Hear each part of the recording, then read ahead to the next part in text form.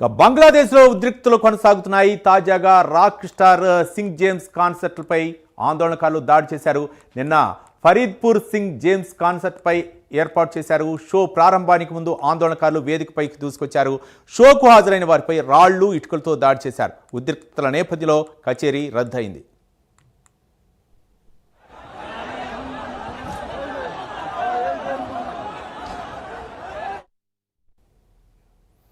ఢాకాకు 120 కిలోమీటర్ల దూరంలోని ఫరీద్పూర్లో శుక్రవారం రాత్రి 9 గంటలకు జరగాల్సి ఉంది.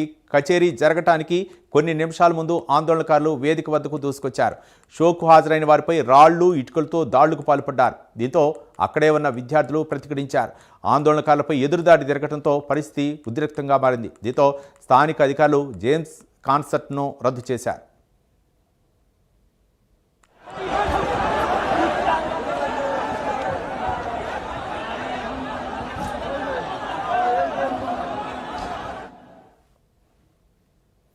బంగ్లాదేశ్లో సాంస్కృతిక స్వేచ్ఛపై దాడులు పెరుగుతున్నాయి. కళాకారులు, ప్రదర్శకులు, సాంస్కృతిక సంస్థలే లక్ష్యంగా అతివాద మోకులు రెచ్చిపోతున్నాయి.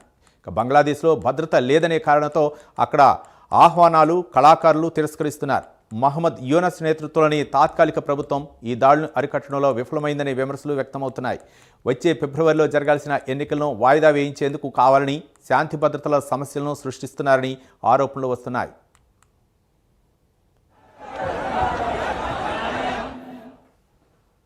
బంగ్లాదేశ్లో హిందువులపై జరుగుతున్న దాడులు దేశవ్యాప్తంగా తీవ్ర చర్చకు దారితీస్తున్నాయి. ఈ ఘటనపై దేశవ్యాప్తంగా నిరసనలు వెల్లువెత్తుతున్నాయి. హిందువులపై దాడుల నేపథ్యంలో తమను రక్షించాలని ఆ దేశంలోని హిందువులు భారత్ను కోరుతున్నారు. భారత్కు వచ్చేందుకు అవకాశం కల్పించాలని అభ్యర్థిస్తున్నారు.